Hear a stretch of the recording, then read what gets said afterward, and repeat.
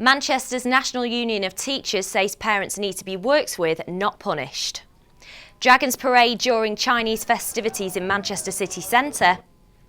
And the search is on for an exotic deer who has moved into the area.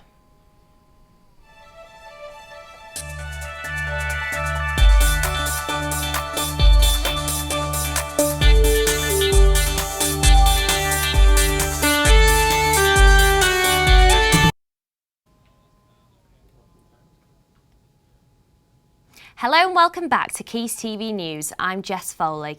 A man has been charged with voyeurism at Manchester University. 44-year-old Billy from Manchester is accused of watching two women go to the toilet by peering over the top of the toilet cubicle. He is due to appear at Manchester Magistrates Court on February the 18th. School fines for student absenteeism are only a backstop in particular situations. That's according to General Secretary of the Manchester branch of the National Union of Students, John Morgan. He says parents should be helped rather than punished. The NUT's position on this would be, yes, OK, we've got fines and it might well be a last resort, a backstop, if you like, for a particular situation. But really what we should be doing is working with the families. And we've seen right across the country people who are in education rather than people in Whitehall who make these decisions, who have experienced this, know that if you have a relationship with a family and you work with them, then you can have much better results than just simply trying to punish them. Fine them, yes, if all else has failed, but really that should not be the main part of the policy. However, Councillor Sheila Newman, Executive Member at Children's Services at Manchester City Council, said all parents have a legal obligation to ensure their child is in school every day they should be. Schools work very hard with pupils and parents to ensure this happens, but where parents repeatedly fail to send their child to school and refuse to work with the schools to address any underlying issues, then legal action is sometimes the only route left to schools to try and get pupils back into the classroom. Have you heard of nominate? This internet sensation involves people nominating their friends to drink a lot of alcohol in one sitting. Starting in Western Australia, it's moved across the globe using social media to nominate friends to consume various kinds of alcohol. The rule is that it has to be recorded and uploaded to Facebook within 24 hours of the nomination. People are adding crazy elements such as eggs, chopped tomatoes, chilies, and in one case, a live chick. There have been 2 recorded deaths due to the heavy alcohol consumption. Dr. Sarah Jarvis, medical advisor to alcohol education charity DrinkAware, says young people often say they feel peer pressure to drink to fit in, but competitions to drink excessively in a short space of time can be dangerous and this should not come as a surprise. However, some people are using their nominations for good, such as Brent Lindeque in South Africa. He chose to use his nomination to give a meal to a homeless person and using his nomination to request someone to do a random act of kindness. Nomination. It originated from Australia and I'm going to show you how South Africans do it better. For you, buddy. Thank you. Hold on. Chocolate. And a Coke. Cheers, buddy. Thank you. I nominate Darren Smithson and Tristan Banner. You have 24 hours. You'll be okay. Candidate nominations for the University of Salford Students' Union elections open this week. Any full-time Salford student can stand and have until the 20th of February to nominate yourselves. Voting will begin on the 7th of March and results will be announced on the 13th, when we will find out who will be our new president. For more information, visit salfordstudents.com. The new Vice-Chancellors Awards at the University of Salford for 2013 and 2014 were launched this week. These awards recognise the staff's achievements for the past year. For the first time, they include a different category for professional services employees. All staff members are invited to apply as well as to nominate a colleague for one of the categories. The winners will then be presented at the University's Award Day in June by the Vice-Chancellor at the University, Professor Martin Hall. Both students and staff members can nominate your lecturers for any sort of teaching awards, any excellence in research award, and awards with regards to community engagement. So there are various different categories and they're all mentioned on the website, and the deadline for nominations is open up until the 9th of April. University students have been running their own businesses alongside their coursework. Adam Freeran runs his own editing company and Jess Wilby runs her own fashion magazine, Ali. Deelan Amari runs a student letting agency in Manchester. She set the agency up shortly after graduating Edinburgh University. Dylan joins us now in the studio. Thank you, Dylan, for joining us today. First of all, you created your own letting agency. Tell us a bit about how that came about when you started. It's a bit of a long story, but to cut it short, I've always been quite entrepreneurial, I guess, quite curious. I'm originally from Germany, Berlin to be exact. I went to the States when I was 16, so that was my first step out into the big world, I guess. I then decided to study in Edinburgh, and when I was in Edinburgh, I met one of the partners of the business who studied in Swansea, and he met the business owner of the biggest student letting agency down there called Student Digs. And because, you know, we are international, we have traveled around so much ourselves, so we know what it's like for students coming to a new place. Because I was just about to say, starting a business in a new city, you know, or no, it must have been quite a daunting, difficult task to think about doing before you actually even done it. You must have been quite nervous. It was really just really exciting. We know it's the right thing to do. You know, we want to offer students a great service. We don't want to charge them any fees. On most of our properties, we don't, at least. We do prizes. In Swansea, we've sponsored a basketball team. We don't want to do the same here in Manchester. We really want to grow to become the biggest student letting agency here and offer students a great service. You know, we want to make sure the properties are all up to standard and meet regulations so the students are safe and they don't spend a fortune on application fees. Yeah, well, that's all we've got time for, actually, Dylan, but thank you so much for joining us today. No problem. Thanks for having us. A new events app has been launched for the Manchester area. Line Up is a free app that exclusively shows you what's going on in the city. It's already popular amongst students and allows you to follow places and people to see upcoming events. For more information, search Line Up in the App Store. As the regeneration of Chapel Street continues, a shop selling Brazilian food products has opened its doors this week. The Brazilian food shop hopes to bring a taste of the tropic to Salford. Alec Heron reports.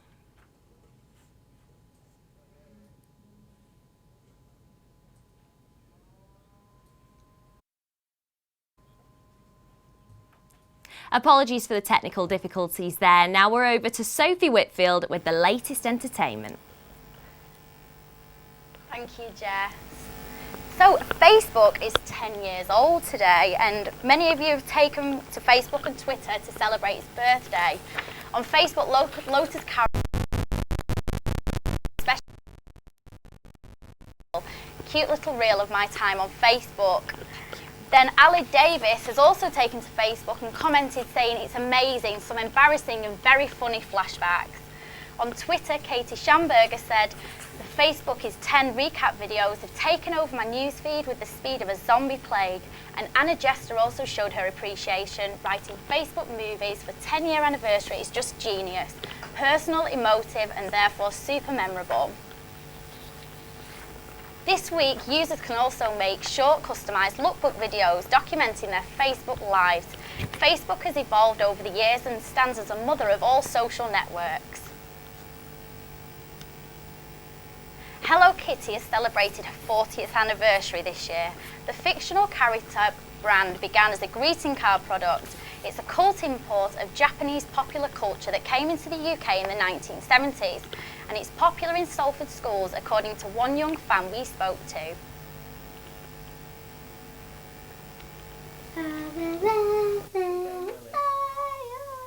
How old's Hello Kitty? 45. Hello Kitty. Sister Hello Kitty. This one's Hello Kitty. She's loving Sister Hello Kitty. And this Hello Kitty is Mama Hello Kitty. And this one's loving Hello Kitty. That's all. So thousands of people gathered at Manchester City Centre this weekend to celebrate the Manchester Chinese New Year. Our reporter Emilia Mincheva went to Chinatown to find out more about the Chinese culture and traditions. 恭喜發財，新年快樂！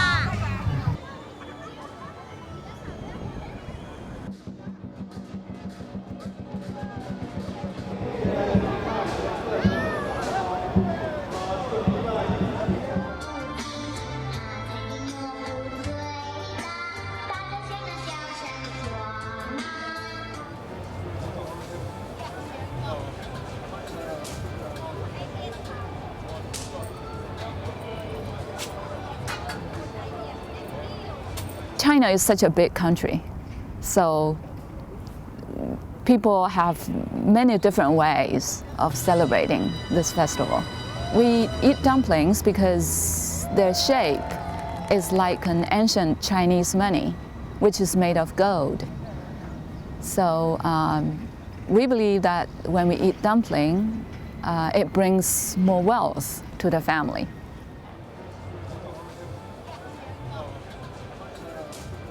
When I was a kid, I remember my parents always prepared this red envelope with the lucky money in it. So all children get the lucky money, for the new year. And we believe that the children who get the lucky money will have a safe and sound year. 新年快乐，身体健康。 Apologies there for some of the sound issues in that package. So now I have Will joining me in the studio with his latest review. So Will, today we're talking about the Dallas Buyers Club. What can we expect to see? Well, you can expect a very emotionally wrenching movie. It tells the true story of Ron Woodruff, played by Matthew McConaughey in the 1980s during the US AIDS epidemic. And basically he's given 30 days to live after being diagnosed with HIV. And he's not going to go out without a fight. He's going to die with his Texan boots on. So he tries to get treatment from the American healthcare system, but the drugs that will actually help him are illegal. So he has to cross the border, bring lots of drugs over to help combat the virus. And he's going to help all of these people who have been afflicted with the disease. It's a very stinging but relative critique of the American healthcare system. And this movie doesn't pull any punches. It's emotionally powerful.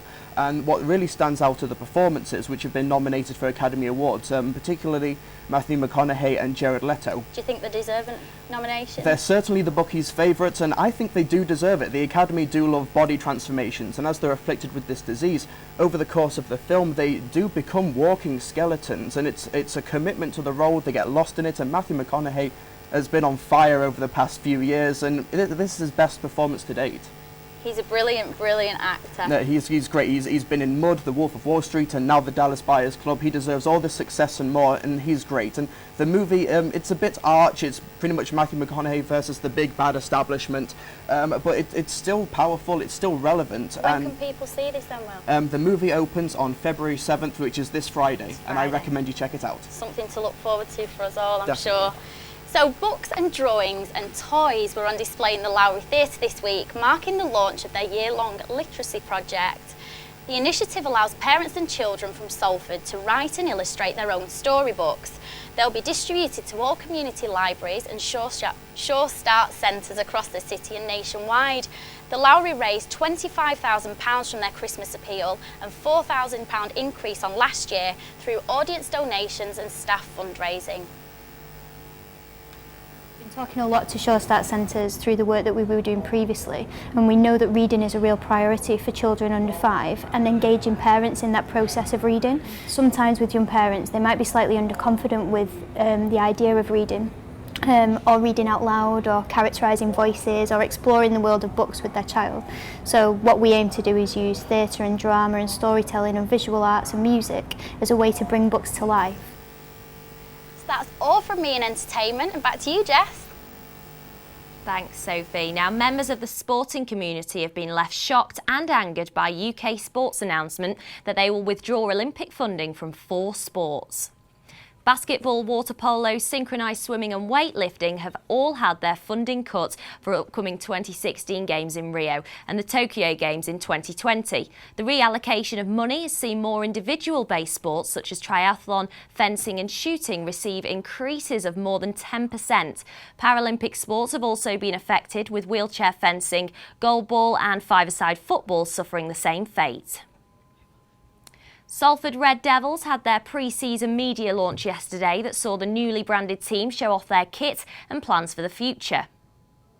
It's been just over a year since Dr. Rowe-Wilcocks saved Salford Red Devils from liquidation, but after a difficult season last year, the anticipation amongst the coaching and playing staff for this season is of the highest level. But on paper we're a fantastic squad. We need to do a lot of hard work in training first, but we want to be really competitive every game, and if we do that, we'll look after itself. So fingers crossed. We're here at the Lowry Theatre in Salford for the first ever launch of the Salford Red Devils, as the Red Devolution finally begins in the hope of one day getting to the home of the famous Super League Grand Final. Well, off the field, if we can keep the same kind of family spirit that we have now right throughout the year, when the times get tough, then we've created a winning formula, and that will carry on to the field as well. So, you know, we'll be as successful as our injury list allows us to be, and as our little bit of the bounce of the ball allows us to be. But if we're all pretty determined to finish as high as we possibly can. Just giving 100% week in, week out, just being consistent week in, week out from our teammates. Salford Red Devils now look forward to their first home game of the season as they entertain Yorkshire rivals Wakefield Wildcats at the AJ Bell Stadium on Sunday the 16th of February. Johnny Escott, Quays News. It's National Weather Presenter Day, so let's see if the weather is celebrating with us. Here's Helen with the weather. I'm afraid it's not. A mixed few days ahead as one low pressure system pushes out to be replaced by another one at the weekend, bringing some more unsettled weather.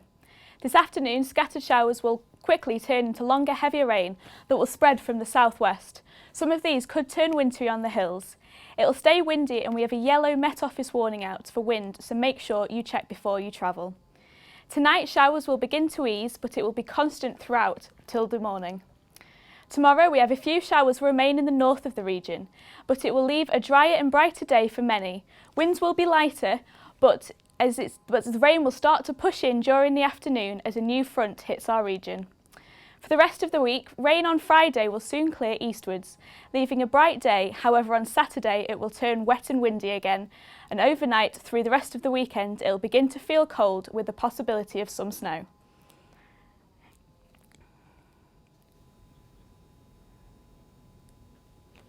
Thank you, Helen. Now, an exotic barking deer has been spotted in Salford. Dan McLaughlin tried to gain an interview with the notoriously private muntjac deer.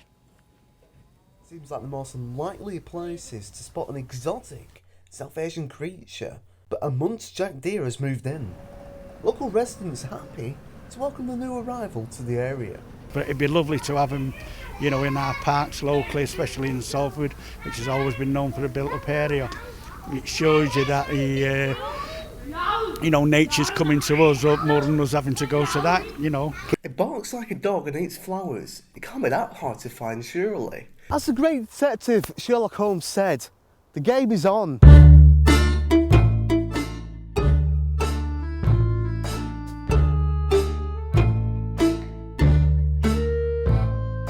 the question is this a muntjac deer?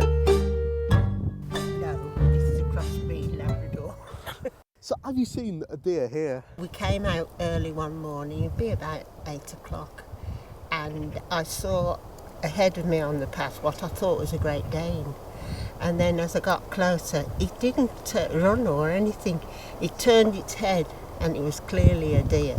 And then she stepped, because it was a female, delicately out of the way before I reached her, but no hurry, not frightened at all. Well, I've had no luck today finding the muntjac deer, but I'm going to issue it a warning. I have a particular set of skills I've acquired over a very long career. Skills that make me a nightmare for people like you. I will find you. Dan McLaughlin, Quays TV News.